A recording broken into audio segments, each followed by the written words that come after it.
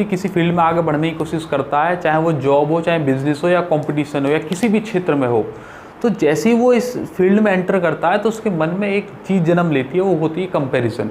Comparison आना अंदर से ह्यूमन टेंडेंसी है कि वो आता ही है। जैसे ही वो दूसरे लोगों को देखेगा तो अपने आप को कंपेयर करेगा, यार मैं तो आज यहाँ पर खड़ा हूँ, ये बहुत ज़्यादा आगे है, या फिर मैं तो बहुत ज़्यादा मेहनत कर रहा हूँ, मैं तो कई घंटे मेहनत करता हूँ, मैंने अच्छे प्लेटफॉर्म से मेहनत करी है, वो लेकिन फिर भी मुझसे आगे निकल रहा है, तो उसके मन में कंपैरिजन आ जाता है। आपको ये कंपैरिजन नहीं करना चाहिए, यकीन मानेगा, आपको ये कंपैरिजन नहीं करना चाहिए, आपको ये कंपैरिजन को गिव अप कर देना चाहिए। अब आप सोच रहे होंगे यार ये वाली बात बोलने के लिए आए थे, तो हम भी पहले से ही जानते थे हमें कंपैरिजन नहीं करना चाहिए, अच्छी चीज़ नहीं होती है, लेकिन फिर भी होता ही है, इसके लिए तुम्हें ये वाली बात बोलने की क्या ज़रूरत है? इतने से मानेंगे नहीं हम, थोड़ा सा और बोल के बताओ। अरे बोलो खसमो, अरे बोलते नहीं हो, कुछ थोड़ा सा और बताओ, ये दिल मांगे मोर। तो आएगा, इस पर थोड़ी सी डिटेल चर्चा करते हैं, थोड़े से पहलुओं को हम सही से क्लेरिफाई करेंगे कि हो क्या रहा है सही मायने में। ध्यान से समझिएगा, कंपैरिजन को अगर थोड़ा सा डीप में स्टडी करेंगे, थोड़ा सा ध्यान से लगा कर समझने की कोशिश करना, अगर समझ गए तो शायद क्लियर हो जाएगा। अगर आप डीप में देखेंगे तो एक दो चीज़ जन्म ले जाती हैं, एक होती है जेलसी और एक होती है एनवी। अगर जेलसी और एनवी को आप गूगल करोगे तो दोनों का मतलब ईर्ष्या ही आएगा और दोनों के सिनोनिम दिखाएगा, लेकिन सही मायने में जेलसी और एनवी अलग अलग चीज़ होती हैं। अब मैं आपको बताता हूँ क्या है जेलसी और क्या है एनवी। पहले मैं आपको बताऊँगा एनवी, फिर बताऊँगा जेलसी। देखो, एनवी वो होती है जो चीज़ किसी ऐसे आदमी के पास है जो जिसको आप जानते नहीं हो, जिससे आपका कोई लेना देना नहीं है, और वो चीज़ आपको चाहिए। ध्यान समझने की कोशिश कीजिएगा। अगर आप क्रिकेटर बनना चाहते हैं या क्रिकेटर है नहीं, आपने कोई क्रिकेटर को देख लिया, सचिन तेंदुलकर को देख लिया, और सचिन के पास जो जो चीज़ है वो आपको चाहिए, उसके जितनी आपको अकाउंट चाहिए, उसकी जितनी फेम चाहिए, जितनी उसकी पॉपुलैरिटी पूरे वर्ल्ड में है, वो आपको चाहिए। This is called envy. आप सचिन को नहीं जानते, सचिन आपको नहीं जानते, आप दोनों का लेना देना कोई नहीं है। सचिन के पास कोई चीज़ है, आपसे उससे कोई लेना देना नहीं है, बस वो चीज़ मेरे पास हो जानी चाहिए। This is called envy. Jealousy समझिएगा मेरी बात को ध्यान से।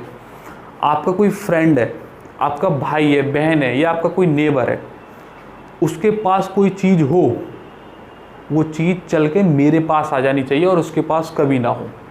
वो हमेशा मुझसे पीछे रहे और मैं हमेशा उससे आगे रहूं। This is called jealousy. ध्यान समझिएगा, अगर आपके पास एनवी है तो आपको इंस्पिरेशन मिलती है कि वो चीज़ के पास जो है वो मुझे मिले, वो आपको अपनी तरफ खींचती है कि यार वो चलते हैं, और उसके पास कुछ भी, उससे कोई फ़र्क नहीं पड़ता। लेकिन जेलसी में दूसरा खुश नहीं होना चाहिए, मैं खुश रहूं, उसका दीपक जले या ना जले, मेरा दीपक हमेशा जलता रहना चाहिए। ये भारतवर्ष के बहुत सारे लोगों की प्रॉब्लम है। वो इसलिए दुख में नहीं है कि उनका जो वो चीज़ चाहते थे वो उन्हें नहीं मिली, वो इसलिए दुख में ज़्यादा रहते हैं कि दूसरा जो चाहता था वो तो उसे मिल गया लेकिन मुझे नहीं मिली। वो दूसरे को कैसे मिल गई, इसलिए ज़्यादा दुख है। दूसरे का दीपक नहीं जलना चाहिए था, मेरा दीपक जल जाए। This is called jealousy. बहुत बड़े स्तर की जेलसी होती है, इसका कोई इलाज नहीं है, लाइलाज बीमारी है। समझदारी इसकी काट है, अपनी इंटेलिजेंस का इस्तेमाल करके आप इसको ओवरकम कर सकते हैं। अब अगर एनवी होगी तो इट इज़ कॉल्ड पॉजिटिव, आपको इंस्पायर करती है। और जो जेलसी होती है वो होती है नेगेटिव, वो आपको डिमोरलाइज करती है और अंदर से दीमक की तरह काम करती है। आपकी मेंटल स्थिति को बहुत ज़्यादा खोखला कर देगी। आप सोचोगे कुछ और करोगे कुछ, क्योंकि आप मेंटली स्टेबल नहीं रहोगे। आप जिस चीज़ में भी आगे बढ़ने की कोशिश करोगे, आपकी मेंटलिटी आपका साथ देगी नहीं, और धीरे धीरे आप डिग्रेडेशन की तरफ बढ़ जाओगे। आप धीरे धीरे डिमोरलाइज होगे और आपके काम खराब होने लगेगा। इसलिए मैं आपसे कहता हूं कि कम से कम जेलसी पे तो हमेशा के लिए पर्दा डाल दो। किसी के पास कुछ हो या ना हो, just let them go to help. कभी सोचने की ज़रूरत नहीं है। आपने अक्सर देखा होगा शादी में महिलाएं, अब जिसकी शादी हो, दूल्हा हो दुल्हन हो, उससे कोई मतलब नहीं है। वुमेन को ये लगता है कि बस मेरे से अच्छी ड्रेस किसी और की नहीं होनी चाहिए। वो अपनी सेल्फी लेते रहेंगे और ये कंपैरिजन करते रहें, कहीं कोई ऐसा ना मिल जाए जिसकी मेरे से अच्छी ड्रेस हो। अच्छा, सामने वाली जो महिलाएं होती हैं, सारी वुमेन यही सोचती रहती है कि मेरे से अच्छी ड्रेस किसी की नहीं होनी चाहिए। ध्यान समझिए, मुझे बड़ा मज़ा आता है जब मैं ये चीज़ें ऑब्जर्व करता हूँ कि मेरी ड्रेस सबसे बड़ी बेस्ट है, और वो सारी शादी इसी चीज़ में निकाल देती है कि भाई मेरी ड्रेस ऐसी है, मैंने वहाँ से ली है, वहाँ से मेकअप कराया और ये सब चीज़ें करके लगाया। दूल्हा दुल्हन गए तेल लेने, ठीक है देख लेंगे उन्हें, हम अपने आप को पहले देख लेते हैं। एक कंपैरिजन आता ही है, ह्यूमन टेंडेंसी है, आना ही है, जन्म पहले से लेकर आकर बैठता है, जब भी तो एक आदमी दूसरा आदमी को पीछे करता है।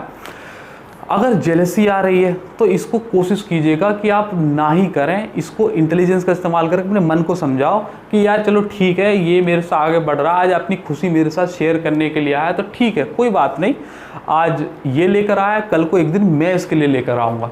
मैं भी जैसे अपने ये मेहनत करा किसी प्लेटफॉर्म पर लेकर, आज वो जो चीज़ चाहता था वो मिल गई है और मुझे अभी तक वो चीज़ मिली नहीं है, तो ऐसे मैं भी एक दिन मेहनत करूँगा और जैसे ये अपनी खुशी मेरे पास लेकर आया, मैं भी अपनी खुशी इसके साथ जाकर शेयर करूँगा। अपने मन को ऐसे समझाओ। आप परेशान रहोगे, अंदर ही अंदर जलते रहोगे तो उससे कोई फ़ायदा होने वाला नहीं है, आप खुद ही परेशान होकर अपना ही नुकसान करेंगे। तो कम से कम जेलसी से हटकर एनवी पर चले जा सकते हो तो बेस्ट है, क्योंकि जिस आदमी के पास कुछ है आपको फ़र्क नहीं पड़ रहा है, बस आपको वो चीज़ चाहिए, तो आप कम से कम इंस्पायर तो रहोगे, यार नहीं मुझे और करना और मेहनत करनी है, अपने आप को अच्छा बनाना, क्योंकि उसके जैसा बनना है, और उसको कोई फ़र्क नहीं पड़ रहा है क्योंकि वो आपको जानता ही नहीं है। तो एनवी में फ़ायदा रहेगा कि आपको प्लस पॉइंट मिलता है, जेलसी में नेगेटिविटी। अब एक बात समझिएगा, एमएमएस ये कहता है कि ना तो पॉजिटिव रहने की ज़रूरत है और ना नेगेटिव, बीइंग न्यूट्रल। न्यूट्रल रहो, किसी के पास कुछ है तो वो उसके लिए है, किसी के पास कुछ नहीं है तो हमको नहीं चाहिए, तो अपना अपने पास रख, तुम न्यूट्रल रहो। जीरो रहने में ज़्यादा फ़ायदा है, आपको बेवजह परेशानियां नहीं होंगी, आप एक मशीन की तरह काम नहीं करोगे या फिर उसके पास जो है भागो भागो भागो भागो। देखो उसकी जड़ अलग है और आपकी जड़ अलग है, आप ज़रूरी नहीं है अपनी पूरी की पूरी जड़ उसके जैसी बना दो, आप ट्राई कर सकते हैं, कोशिश करने में कभी कोई बुराई नहीं है, लेकिन अंदर से न्यूट्रल रहो। न्यूट्रल रहो कि यार ठीक है, मुझे जो जो जैसे जैसे रास्ते में जैसे जैसे ऑब्स्टिकल आते जाएंगे मैं उन पर काम करूंगा, अपने आप को बेहतर बनाने की कोशिश करता रहूँगा, जिस क्षेत्र में वो बढ़ रहा हूँ मेरे काम की चीज़ें आएंगी, मेरे अंदर जो सीखने की पावर है उसको बढ़ा कर रखूँगा। तो न्यूट्रल रहो, ना तो ये नेगेटिव में पढ़ो ना पॉजिटिव में पढ़ो। ध्यान समझिएगा, कंपैरिजन अगर अपने लोगों से आ रहा है, अपने दोस्तों से आ रहा है, कभी कभी हस्बैंड वाइफ के अंदर भी कंपैरिजन आ जाता है, परिवार में भी कंपैरिजन आ जाता है, नेबर में तो आता ही है, और जो दूर का परिवार है उनमें भी आ जाता है। ये वाला कंपैरिजन बहुत ज़्यादा खतरनाक होता है, ये आपको मेंटली डिस्टर्ब करके पूरी तरीके से ख़राब कर देगा। और कंपैरिजन ऐसे लोगों से आ रहा है जिनसे कोई लेना देना नहीं है आपका, उनसे कोई दिक्कत नहीं है, वो वाला कंपैरिजन झेल सकता है, वो आपको इंस्पायर करेगा, मोटिवेट करता रहेगा। लेकिन अगर परिवार के लोगों से कंपैरिजन आ रहा है, that's not a good thing, आपको इस पर काम करना पड़ेगा। कोई डॉक्टर या कोई किसी बाबा के पास आप चले जाओ कि भैया ये सिर पर हाथ रख देगा और रातों रात तुम्हारी ईर्ष्या खत्म हो जाएगी, तो ऐसा कुछ नहीं होने वाला है। अपनी इंटेलिजेंस का इस्तेमाल करो, समझदारी इसकी काट है, अपने मन को समझाओ कि यार कोई बात नहीं, इसने जो हासिल कर लिया ठीक है, एक दिन मैं भी ये वाली कोशिश करूँगा और ये वाला काम कर सकता हूँ। ध्यान समझिएगा, एमएमएस में मैंने बहुत सारे स्टूडेंट को देखा है जो पहले दिन या दूसरे दिन या 10वें दिन या 1 महीने के अंदर ही अपना कंपैरिजन उन बच्चों से करने लगते हैं जो यहाँ 8-10 महीने से पढ़ रहे हैं। ध्यान से समझिएगा, अपने 1 दिन की प्रिपरेशन या 2 दिन की या 10 दिन की प्रिपरेशन किसी बच्चे की 8 महीने की प्रिपरेशन से या साल भर की प्रिपरेशन से कंपैरिजन मत कीजिएगा। चाहे आप जॉब में हैं, चाहे बिजनेस में हैं या किसी भी फील्ड में है, कोई सी भी फील्ड में, आप आध्यात्मिक जगत में भी हैं, तो किसी की पूजा का स्तर कुछ है और किसी की पूजा का स्तर कुछ है, तो वो कंपैरिजन कर रहा है कि यार मैं तो अभी तक वहाँ तक पहुँचा ही नहीं, पता नहीं कब तक पहुँचूंगा। या जैसे मैंने कोई सवाल बोला तो तुरंत एक बच्चे ने आंसर दे दिया, दूसरा बच्चा अभी क्वेश्चन ही लिख रहा है, फिर उसके बाद वो ऑप्शन लिखेगा, फिर क्वेश्चन को पढ़ेगा, इतनी देर में दूसरे ने आंसर दे दिया, तो उसके मन में एक नेगेटिविटी आ गई कि यार मैं कब इसके जैसा बनूंगा।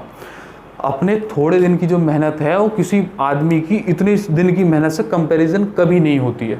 जब आप उसके स्तर पे पहुंच जाएंगे, जितना टाइम उसने इन्वेस्ट किया इतना आप भी कर देंगे, तो आपका भी यही आउटकम होगा जो उसका है। बस इस फेज़ के दौरान, ये जैसे जैसे फील्ड बढ़ रहा है, इस फील्ड के दौरान आपको एक चीज़ रखनी होगी, वो ये है लर्निंग एटीट्यूड। आप गिर जाएं, आप हार जाएं, असफल होते रहें, उससे कोई फ़र्क नहीं पड़ता, बस आप लर्निंग एटीट्यूड रखें। कुछ भी चीज़ मिले उससे सीखने की कोशिश करें। कोई फील्ड में आगे बढ़ रहा है तो वो अपने लिए बढ़ रहा है, आपको थोड़ी कुछ कमा के देने वाला है। तो धीरे धीरे आप जो जो करते जा रहे हैं आप बस सीखते चले जाओ, लर्निंग एटीट्यूड रखो। जब ठीक है वो आंसर दे रहा है तो अच्छी बात है, हंसकर उसका रिप्लाई करो। आप अगर परेशान रहोगे और ये सोचोगे यार मैं तो दे ही नहीं पाऊंगा, how will I compare my self, you can not compare your self with them. How can you compare your self with them, कैसे कर सकते हो? वो कई महीनों से या कई सालों से उस फील्ड में है और आप अभी भी उस फील्ड में गए हैं, और अगर कई वर्षों का इन्वेस्टमेंट हो गया तब भी आप कंपैरिजन कर रहे हैं और आप लोगों को देख रहे हैं कि यार वो बहुत आगे हैं, तो इसका मतलब कहीं बीच में लूप होल्स रह गए थे। आपने वो भरे नहीं। आप जिस फील्ड में जा रहे थे आपने लर्निंग एटीट्यूड नहीं रखा, सिर्फ फोकस रखा कि दूसरा कैसे काम कर रहा है, आपने अपने ऊपर काम नहीं किया।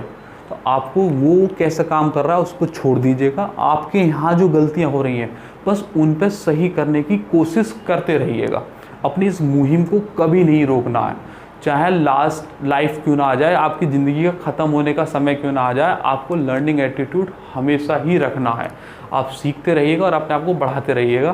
किसी से कंपैरिजन करो या मत करो, या जेलेसी में रखो या एनवी में रखो, इनमें वो कुछ नहीं मिलेगा आपको, हमेशा अपने आप को परेशानी मिलेगी। तो it is better to being neutral. अपने बच्चों का कंपैरिजन करना या किसी भी चीज़ का कंपैरिजन, मेरे बच्चे ऐसे हैं, दूसरे के बच्चे ऐसे हैं, ये सब आपको ही परेशान करेंगे और आप जानते हैं कि ये परेशानी का कारण बनते हैं। और आपके साथ साथ बच्चे भी यही चीज़ सीखेंगे कि फिर वो आगे वो भी कंपैरिजन करेंगे लोगों से। वो ये कंपैरिजन करने लगते हैं, मैं अपर कास्ट का हूँ, ये लोअर कास्ट का है, या मेरा धर्म अच्छा है, उसका धर्म अच्छा है, या मैं अच्छे स्तर की पूजा करता हूँ, ये बेकार स्तर की पूजा करता है, मेरे पास अच्छा फ़ोन है, इसके पास बेकार फ़ोन है, या ये इसका जो पढ़ने का स्तर है वो बेकार है, मेरा ज़्यादा अच्छा है, मैं अच्छी जगह से कोचिंग ले रहा हूँ, ये बेकार जगह से कोचिंग ले रहा है, मेरा एटमॉस्फेयर अच्छा है, मेरा फैमिली स्टैंडर्ड अच्छा है, इसका बेकार है। ये सब चीज़ें करके आप अपने आप को ही परेशान करोगे। किसी का कोई अच्छा नहीं है, ना ही किसी का कोई बुरा है, जो जैसा है वो वैसा ही है, एज इट इज़ उनको देखने की कोशिश कीजिएगा, एज सिंपल एज दैट। इनमें अपने आप को मत लगाओ कि यार वो चीज़ ऐसी हो जाएगी वैसी हो जाएगी, जैसी जो हो रही है वो अपने आप हो रही है, तुम्हें उससे लेना देना नहीं है। बस तुम्हारे को अपने से मतलब रखना है कि यार मुझे अपने अंदर लर्निंग एटीट्यूड लाना है और हर रोज़ कुछ ना कुछ सीखने की कोशिश करते रहनी है। और ये आपको मुहिम टिल योर लास्ट ब्रेथ रखनी है। ठीक है भैया, आज का लेसन इतना ही रखते हैं, फिर किस रोज़ मुलाकात होगी एक नए लेसन के साथ या नई कहानी के साथ या नई टॉपिक के साथ। टिल देन अपना ख्याल रखिएगा। खुदा आपकी सभी जायज़ दुआएं कबूल करे।